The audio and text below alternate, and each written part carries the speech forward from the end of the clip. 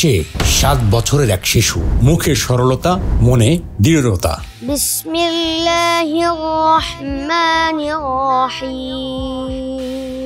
এই বয়সেই পুরো কোরআন মুখস্থ করেছে, কিন্তু তার গল্পটা এখানেই শেষ নয়। সে জানে না আজ তার জন্য অপেক্ষা করছে এক অবিশ্বাস্য অভিজ্ঞতা।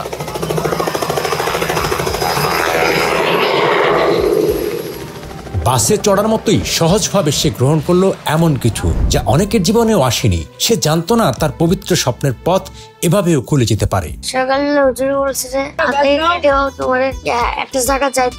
ওসমান গনিকে তুলে নিতে আমরা যাত্রাবাড়ি মাদ্রাসায় হাজির হই, কিন্তু তার বের হতে হতে 7:30 বেজে যায়। তড়িঘড়ি করে আমরা বাস ধরলাম, গন্তব্য মাদারীপুর। আমাদের সঙ্গে গনি, 7 বছরের এক শিশু, যার মুখে কম কথা, চোখে গভীরতা।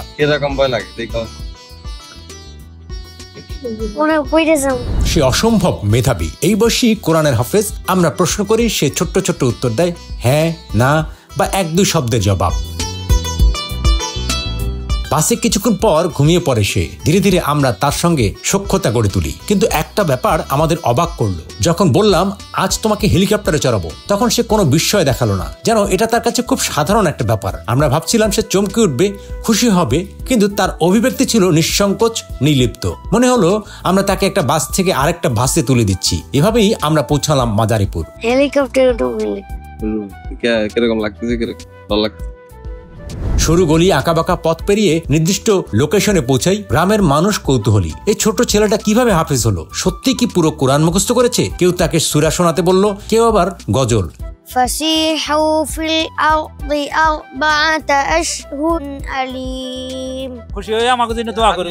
কিছুক্ষণ পরই গনি বিরক্ত হয়ে গেল। লাজুক স্বভাবের এই শিশুটি আমাদের অনুরোধ করলো যেন তাকে অন্য কোথাও নিয়ে যাই।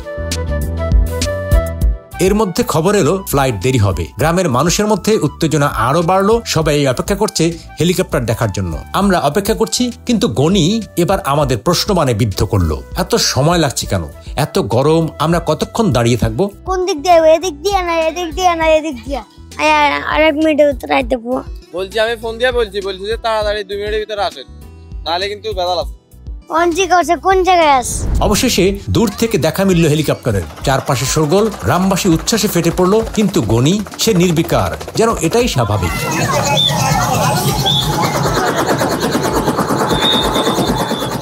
হেলিকপ্টারে উঠলো ওসমান গনি। পুরো গ্রাম হাত নেড়ে বিদায় জানালো এই ছোট্ট হাফেজকে।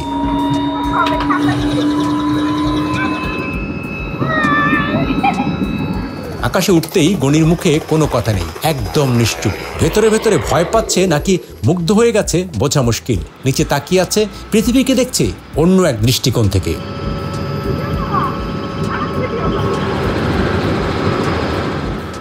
এই শিশুটির গল্প কিন্তু এখানেই শেষ নয়। 2 বছর আগে তার বাবা কামাল হোসেনের ফুসফুসে ক্যান্সার ধরা পড়ে। চিকিৎসার খরচ চালাতে হিমশিম খাচ্ছিলেন তিনি। সংসারে অভাব, দুঃখ কষ্ট। ঠিক এই সময় তার মা চলে যান। কামালের নামে মামলা হয়, জেলে যেতে হয় তাকে। কিছুদিন পর ছাড়া পেয়ে দেখেন তার বড় ছেলে ওসমান গনি একটা স্বপ্ন বুনে ফেলেছে। সে বলল, আমি বিশ্বমানের হাফেজ হব, আন্তর্জাতিক প্রতিযোগিতায় প্রথম হয়ে পুরস্কারের টাকা দিয়ে বাবার চিকিৎসা করাবো। সেই স্বপ্ন নিয়ে সে মাত্র 7 মাসে পুরো কোরআন মুখস্থ করেছে।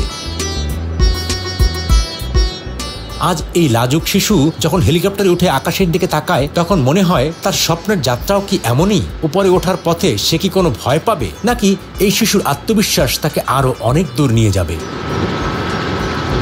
ঢাকার আকাশে পৌঁছানোর পর ওসমান গনি ঘুমিয়ে পড়ে। হয়তো আজকের ধকল তাকে ক্লান্ত করে দিয়েছে।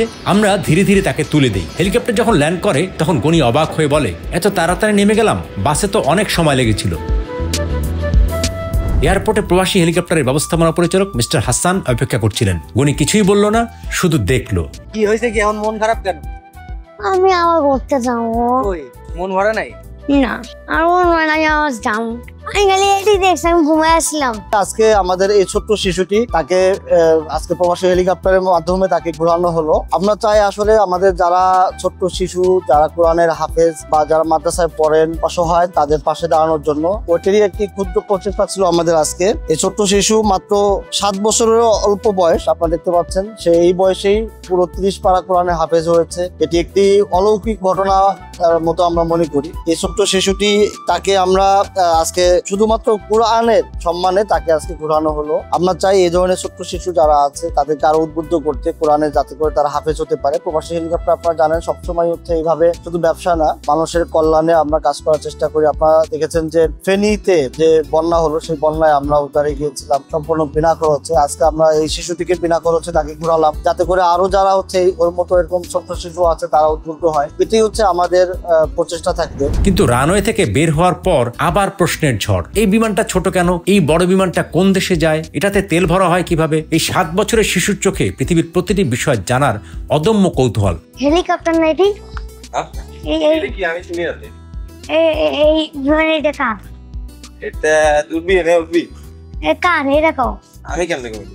কিন্তু একটা বিষয়ে কোনো প্রশ্ন নেই, তার স্বপ্ন। সে জানে একদিন সে বিশ্বমানের হাফেজ হবে। সে জানে তার স্বপ্ন সত্যি হবে। সে জানে বাবার চিকিৎসার খরচ সে একদিন জোগাড় করবে। আমরাও জানি একদিন সে ঠিকই করবে। এটা আমাদের কাছে খুবই সৌভাগ্য এবং আমরা এটা মানে গর্বিত যে আমরা এই ধরনের সেবা দিতে পারছি। আজকে আমার সামর্থ্য আছে বা আমার সেই অ্যাবিলিটি আছে বলে কিন্তু আমি আজকে এই কোরআনে হাফেজকে ঘুরাইতে পারছি। হেলিকপ্টার এটা অনেক ব্যয়বহুল একটি বাহন, লাখ টাকার নিচে আসলে হেলিকপ্টারের চিন্তাও করা যায়। সেখানে আমরা চেষ্টা করছি এই ধরনের যারা আছে কোরআনের হাফেজ এবং হচ্ছে যারা বিভিন্ন ভাবে বিভিন্ন ক্ষেত্রে আপনার হচ্ছে ভালো অবদান রাখছে তাদেরকে আমরা হচ্ছে হেলিকপ্টারে চড়িয়ে উদ্বুদ্ধ করতে চাই। ওর প্রথম স্টোরি হচ্ছে ওর বাবা ক্যান্সার আক্রান্ত ছিল, বুঝছেন?